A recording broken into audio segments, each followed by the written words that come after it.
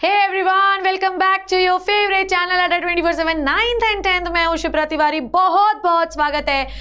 मेरे प्यारे बच्चों, आज की कहानी जो मुझे सुनानी आप सुनेंगे अपनी और सिर्फ अपनी और आपकी अपनी शिप्रा मैम की ज़बानी। बेटा शेयर करो, आग लगाओ, दुनिया में आग लगाओ, लोगों को बताओ शिप्रा मैम लेक्चर वाइज पढ़ाना शुरू कर चुकी हैं। एंड डोंट वरी, तुम्हारे एग्जामिनेशन से पहले जो आपके कंट्रोल एंड कोऑर्डिनेशन एंड आपका लाइफ प्रोसेस जो आने वाला है उसका वन शॉट में रेडी करके आपको जल्दी ही देने वाली हूँ, ताकि आप अच्छे से रिवाइज कर सकें। जिनके भी एग्जाम में हाउ डू ऑर्गेनिज्म रिप्रोड्यूस आ रहा है वो भी वन शॉट बना हुआ है, आर एनवायरमेंट आ रहा है वो भी वन शॉट बना हुआ है, तो बाकी सारे वन शॉट्स बने हुए हैं। ये दोनों वन शॉट्स नहीं बने हुए हैं, वो दोनों वन शॉट्स मैं आपको जल्द से जल्द इसी वीक में 2 वीक्स के अंदर प्रोवाइड करने की कोशिश करूंगी, और डेफिनेटली करूंगी, क्योंकि कोशिश करने वालों की कभी हार नहीं होती और ये बात हमेशा आपको याद रखना है। तो I will provide you one shot definitely as soon as possible. पर जब तक आप देखो, वन शॉट भी मेरे ऐसे नहीं होते कि आप जो हवा में उड़ा दिए, ऐसे भी नहीं होते कि 20 घंटे के बना दिए। तो मैं आपको इतना कंटेंट दे दूंगी कि आपका पूरा बुक कवर हो जाएगा और आपका अच्छे से एग्जामिनेशन पास कर जाओगे। ईच एंड एवरी क्वेश्चन आप अटेम्प्ट कर पाओगे और आपको पूरे नंबर मिल पाएंगे। तो इस चीज़ की घबराहट छोड़ दो बेटा, और बायोलॉजी की पूरी जिम्मेदारी मेरे कंधों पर डाल दो। ये कंधे बड़े मजबूत हैं, ये डॉक्टर तक के बोझ को झेल चुके हैं, तो आप टेंशन नहीं लेना। क्लियर है? तो चलो भैया, आज शुरू कर रहे हैं हम लोग अपना नया topic which is called as transportation. तो हम लोगों ने पहले टॉपिक से ये देखा कि हम लोग खाना खाते हैं, फिर हम खाने को चबाते हैं, चबाने के बाद पेट मतलब स्टमक में डालते हैं, फिर इंटेस्टाइन में डालते हैं। उसके बाद जो भोजन आप कर रहे हैं उसके न्यूट्रिएंट को आप एब्जॉर्ब करते हैं और ब्लड में लाते हैं। फिर उसके बाद जो आपका खाना है वो आपके टिश्यू के सेल्स में जाता है। सेल्स में जाता है तो वहाँ पर उस न्यूट्रिएंट का ब्रेकडाउन होता है और उससे या करके एनर्जी निकलती है, और वो एनर्जी आपको डिफरेंट लाइफ एक्टिविटीज़ के लिए दी जाती है ताकि आप अपना कार्य कर सकें। पर सोचो बेटा, सोचो कि जब न्यूट्रिएंट एब्जॉर्ब हुआ तो सबसे पहले वो कहाँ गया? ब्लड में। और अगर मान लो इंटेस्टाइन की ब्लड वेसल के पास आपका न्यूट्रिएंट गया तो मुझे इस उंगली पे न्यूट्रिएंट्स कैसे आएगा?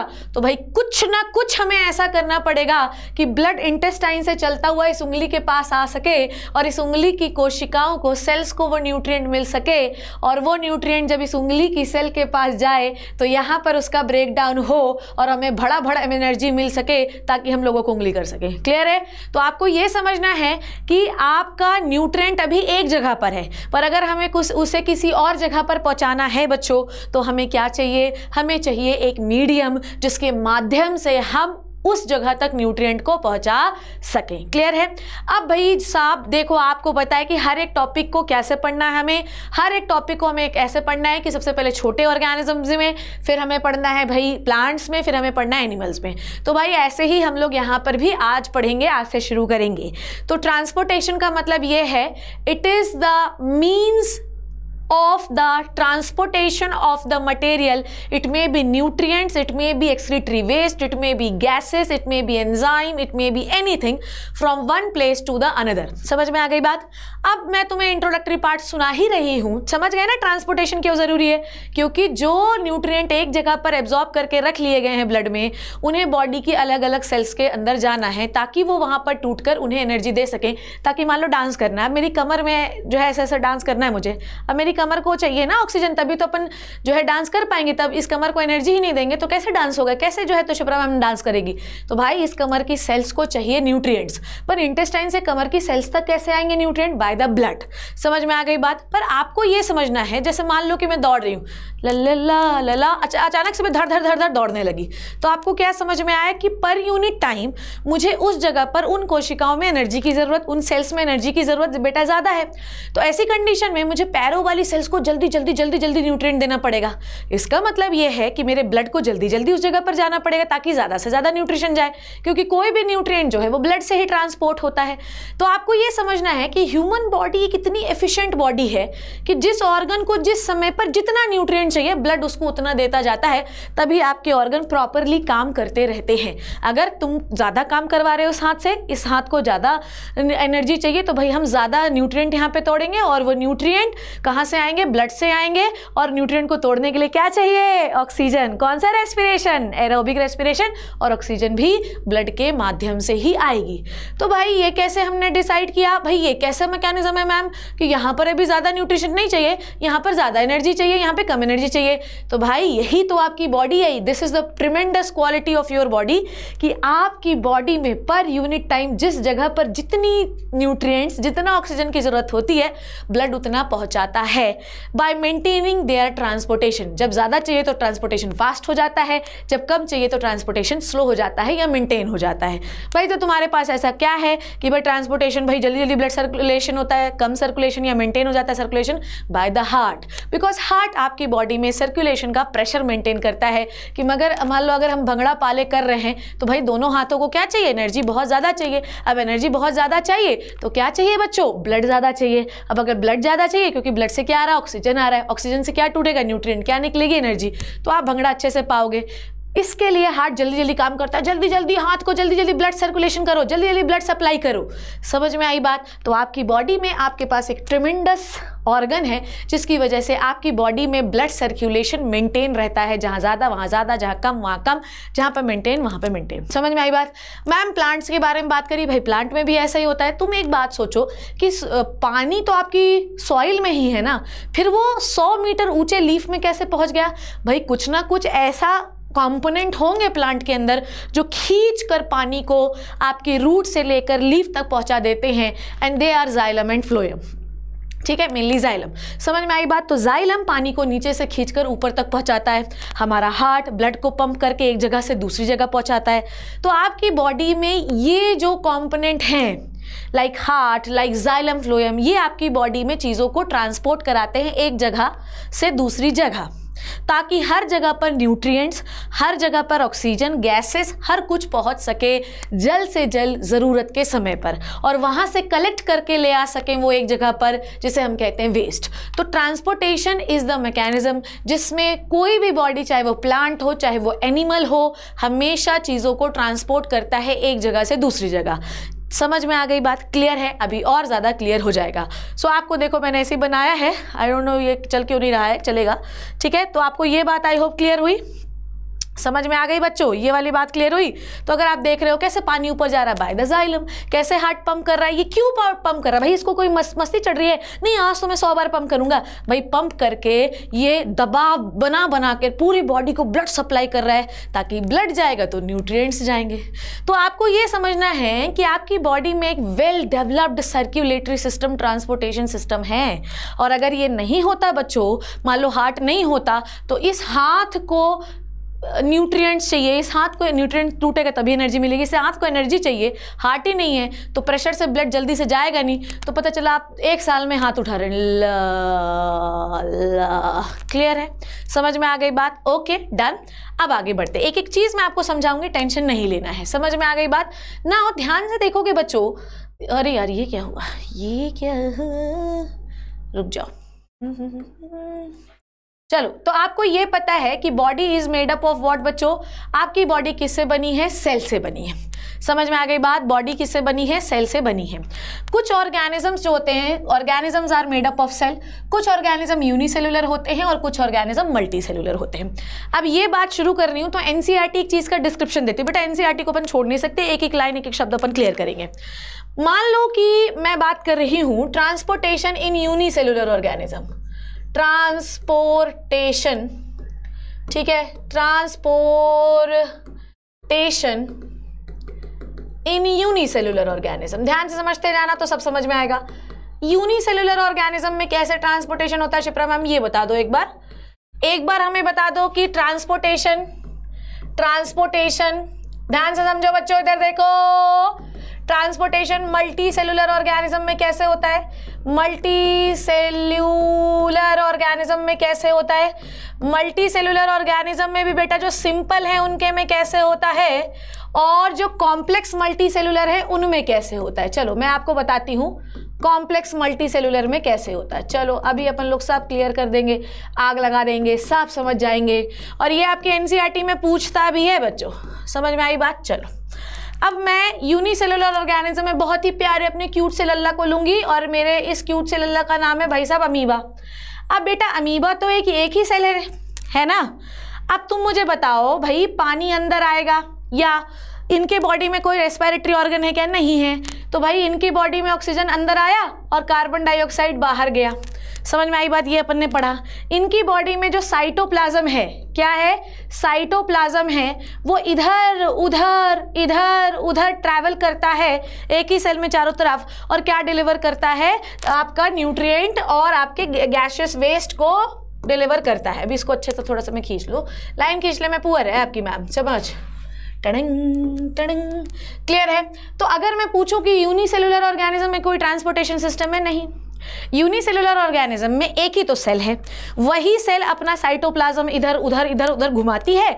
अब मान लो यहाँ पर इसको बहुत सारा ऑक्सीजन मिलता गया, तो भाई साइटोप्लाज्म जो है यहाँ जाएगा घूमते घूमते तो ऑक्सीजन यहाँ डिलीवर कर देगा, यहाँ जाएगा घूमते घूमते तो ऑक्सीजन डिलीवर कर देगा। तो यहाँ पर there is no specific transportation system, no specific बेटा जी ट्रांसपोर्टेशन सिस्टम। इनके पास कोई ट्रांसपोर्टेशन सिस्टम नहीं होता। समझ में आई बात? ट्रांसपोर्टेशन सिर्फ किससे होता है? Transportation bye the help of किसके? बाय द हेल्प ऑफ, मेरे लल्ला, बाप रे हैंड राइटिंग तो लग रहा है पैर से लिख रही हूं मैं। By the help of cytoplasm, लल्ला, समझ में आई बात? तो बेटा यूनिसेलुलर ऑर्गेनिज्म में तो कुछ है ही नहीं, कुछ भी नहीं है, एक ही सेल है। तो जहां पर ऑक्सीजन मतलब यहां से आया है तो साइटोप्लाज्म घूमेगा तो ऑक्सीजन को घुमाता जाएगा। ऐसे ही मान लो वेस्ट यहां पर बहुत ज्यादा हो गया तो साइटोप्लाज्म से ही वेस्ट बाहर कर दिया जाएगा। तो यूनिसेलुलर ऑर्गेनिज्म में तो कोई ट्रांसपोर्टेशन सिस्टम है ही नहीं। पर मान लो कि हम लोअर सिंपल मल्टीसेलुलर ऑर्गेनिजम्स की बात करते हैं। सिंपल मल्टीसेलुलर ऑर्गेनिज्म में 9th 10th में आप लोगों ने पढ़ा होगा, आई डोंट नो कि आपने पढ़ा है कि नहीं पढ़ा है। जैसे कि सीलेंट्रेट्स की बात करते हैं, सीलेंट्रेट्स के अंदर कौन आता है बच्चों? हाइड्रा आता है। स्पॉन्जेस की बात करते हैं अपन, ठीक है? तो स्पॉन्जेस और सीलेंट्रेट में क्या होता है? सीलेंट्रेट में क्या होता है बच्चों? थोड़ा सा स्पेलिंग मिस्टेक है सीलेंट्रेट की, ठीक है? सीलेंट्रेट की स्पेलिंग सही लिख दे मैम, शिप्रा मैम क्या अनर्थ कर रही हो, ठीक है? सीलेंट्रेट्स और स्पॉन्जेस, ठीक है? सीलेंट्रेट और स्पॉन्जेस, इनमें क्या होता है ये समझते हैं। बेटा इनके में इतनी सेल्स तो है नहीं। इनके में मान लो ये मैंने एक छोटा सा सुंदर सा क्या बनाया तुम्हें, मुझे ख्याल से मेरे को पता चल गया होगा, आपको बता दो मुझे क्या बना लिया है मैंने ये बना लिया हाइड्रा। अब हाइड्रा में इतनी सारी सेल्स तो होंगी नहीं बच्चों, तो क्या होता है कि हाइड्रा में तो बहुत सारी सेल्स होती हैं। समझ में आई बात? हाइड्रा में मान लो इतनी सेल्स हैं, ठीक है? हाइड्रा में मान लो ये सेल्स हैं, ठीक है? देखो हाइड्रा में मान लो ये सेल्स है, मान लो ऐसा मानना है, और मान लो कि सेंटर पे क्या पड़ा है बच्चों? न्यूट्रिएंट्स पड़ा है, ठीक है? सेंटर पे क्या पड़ा है? न्यूट्रिएंट पड़ा है। तो न्यूट्रिएंट जब इस सेल को गया, न्यूट्रिएंट एक सेल को हमने दे दिया, ठीक है? फिर यहाँ से, या मान लो ऑक्सीजन यहाँ से गया तो ऑक्सीजन भी इसको दे दिया, तो यहाँ से इसको जाएगा, फिर यहाँ से इसको जाएगा, मतलब डिस्ट्रीब्यूट होगा, फिर यहाँ से इसको जाएगा, फिर यहाँ से इसको जाएगा, फिर यहाँ से इसको जाएगा, फिर यहाँ से इसको जाएगा, फिर यहाँ से इसको जाएगा, फिर यहाँ से इसको जाएगा, और यहाँ से इसको जाएगा, यहाँ से इसको जाएगा। क्लियर है? तो आप क्या देख रहे हैं? आप ये देख रहे हैं कि लोअर ऑर्गेनिज्म में जो ट्रांसपोर्टेशन होता है वो सेल टू सेल हो सकता है। किसी एक सेल को अपन ने बहुत दे दिया, वो दूसरे वाले को दे दिया, दूसरे वाले ने तीसरे वाले को दे दिया, चल जाएगा काम। क्लियर है? तो अगर मैं लिखना चाहूँ तो क्या लिखूंगी मैं? इन लोअर मल्टीसेल्यूलर ऑर्गेनिज्म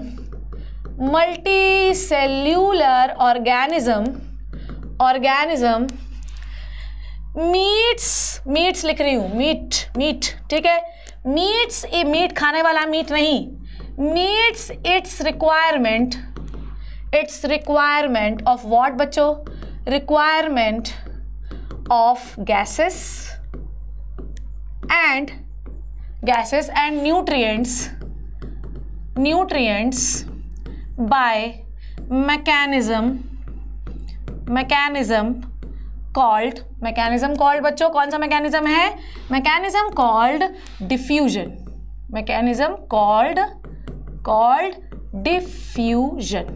क्या ये बात सबको क्लियर है? तो छोटे ऑर्गेनिज्म में क्या होता है कि सेल लिमिटेड है। अगर किसी एक सेल को यहाँ पर भर कर न्यूट्रिएंट मिल गए, यहाँ पर भर भर के न्यूट्रिएंट मिल गए तो ये दूसरे सेल को चले जाएंगे, दूसरे से तीसरे को चलेंगे जाएंगे, तीसरे से 100वें को चले जाएंगे, कोई टेंशन नहीं।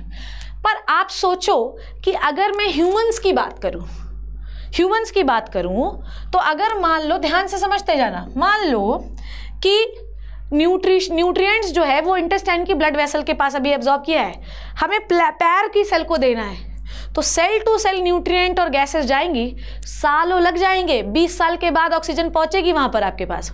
तो मान लो, ध्यान से समझना, मेरी बात सुनना, मत समझना, हाईएस्ट या well developed multi cellular organisms के बारे में बात करते हैं। ध्यान से देखो बच्चों इधर, अगर मैं बात करूं well developed multi cellular organisms की, वेल डेवलप्ड मल्टी सेलुलर्स की बात करूं, अगर मैं वेल डेवलप्ड मल्टी सेलुलर्स की बात करूं तो क्या होगा बताओ? तो यहाँ पर डिफ्यूजन काम नहीं कर सकता। छोटे ऑर्गेनिजम्स में होता है कि सेल टू सेल जो होता है वहाँ पे ट्रांसपोर्टेशन हो जाता है, और छोटा बॉडी है तो जहाँ पर उसको चाहिए होता ऑक्सीजन वहाँ पे मिल जाता है, कोई समस्या नहीं। पर जब हम well developed multi cellular organisms की बात करते हैं तो डिफ्यूजन नेवर मीट्स, देखो भैया एनसीईआरटी का सवाल सॉल्व करवा रही हूँ, diffusion never meets the requirement, never meets the requirement. इसका मतलब समझे क्या है? छोटे यूनिसेलुलर ऑर्गेनिजम्स में रिक्वायरमेंट कौन सी? ऑक्सीजन, न्यूट्रिएंट्स, ठीक है, कुछ भी हो सकता है, क्लियर? तो भैया यूनिसेलुलर ऑर्गेनिज्म में तो साइटोप्लाज्म से हो जाए, कोई टेंशन नहीं। लोअर मल्टीसेलुलर ऑर्गेनिज्म में सेल टू सेल हो जाएगा बाय डिफ्यूजन। पर अगर मैं बात करूं, मान लो, सोचो कि ये लंग्स है, मान लो ये लंग्स है ना, अब लंग्स नहीं, मान लो ये ब्लड वेसल, मान लो कि ये ब्लड वेसल है, और मान लो ये तुम्हारा सुंदर सा हाथ है, लेट मी मेक यू हाथ, ठीक है, मान लो ये आपका हाथ है, कितना बुरा हाथ बना है यार, बताना कैसा हाथ बना है, ये तो कुछ और ही बन गया। मान लो ये आपका हैंड है, ठीक है, मान लो ये आपका हैंड है, क्लियर? अब बेटा यहाँ से ऑक्सीजन यहाँ आई और यहाँ से कार्बन डाइऑक्साइड यहाँ गई, कोई टेंशन नहीं, यहाँ तक तो आपको पता है। पर अगर बेटा यहाँ से सेल टू सेल अगर हम ऑक्सीजन को ट्रांसफ़र करते, तू इसको दे दे, तू इसको दे दे, तू इसको दे दे, तो भैया हो सकता है कि 5 साल बाद आपको ऑक्सीजन मिलती। समझ में आई बात? अब 5 साल तक तो आपका पैरालाइज रहता, सड़ जाता हाथ, बिना ऑक्सीजन के मर जाते, मतलब हाथ काटना पड़ता है। तो ऐसा नहीं होता। तो हम क्या करते हैं, हम इस पूरे ब्लड को कहाँ लेके जाते हैं बच्चों जी? हार्ट में। कहाँ लेके जाते हैं? हार्ट में। हार्ट पूरे ब्लड को पंप करता है और फिर ये ब्लड जो है, ध्यान से सुनिए, ये ब्लड जो है ये कहाँ पहुँच जाता है? ये ब्लड पहुँच जाता है आपके हाथ के पास, और ब्लड से ऑक्सीजन अंदर और कार्बन डाइऑक्साइड इसके अंदर आ जाती है। ये है आपकी ब्लड वेसल, ये है आपकी ब्लड वेसल, और इसके अंदर भरा हुआ है ब्लड। मेरी बात समझे कि यूनिसेलुलर ऑर्गेनिज्म में साइटोप्लाज्म से सब होता है। छोटे ऑर्गेनिज्म में जो लेस डेवलप्ड होते हैं उनके में सेल टू सेल हो जाता है, क्योंकि छोटी बॉडी है। Diffusion meets the requirement of the nutrient and the gases. पर इन द हाईएस्ट और द प्लांट हो गया, चाहे मल्टीसेलुलर ऑर्गेनिजम्स हो गए, बड़े बड़े वाले वेल डेवलप्ड वाले, उनके में डिफ्यूजन कभी भी अपने न्यूट्रिएंट की ज़रूरत को, ऑक्सीजन की ज़रूरत को पूरा नहीं कर सकते। इसलिए भगवान ने बोला, लो वत्स, प्लांट्स में जाइलम बना दिया अपन ने, फ्लोएम बना दिया है, और ह्यूमन बींग्स में या एनिमल्स में हम बना देंगे हार्ट। तो हार्ट क्या करेगा? ब्लड को पंप करेगा और तेजी से हर जगह फेंकेगा, और हर जगह जब ब्लड जाएगा तो साथ में क्या लेके जाएगा? ऑक्सीजन। तो विद इन अ सेकेंड जहाँ पर भी आपको ऑक्सीजन की ज़रूरत बहुत ज़्यादा है वहाँ पर वो पूरी कर दी जाएगी। अगर सेल टू सेल होता तो पता चला 20 साल बाद आपके हाथों और पैरों को ऑक्सीजन मिलती, तब तक तो खेल ही हो जाना था, क्योंकि बिना ऑक्सीजन के न्यूट्रिएंट टूटेगा नहीं, न्यूट्रिएंट टूटेगा नहीं तो एनर्जी नहीं मिलेगी, एनर्जी नहीं मिलेगी तो पार्ट डेड हो जाएगा।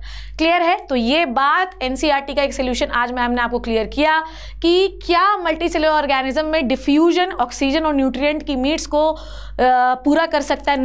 नहीं कर सकता, बिकॉज ह्यूमन बॉडी बहुत बड़ी है, पर यूनिट टाइम चीज़ों की रिक्वायरमेंट बहुत ज़्यादा है और बहुत जल्दी चाहिए होता है, इमीडिएटली चाहिए होता है। सो भगवान ने बोला कि डिफ्यूजन अगर हम करेंगे तुम्हारे में तो it will takes very very very long time, and the delivery of oxygen and nutrient will be delayed, and because of this delayed we can die.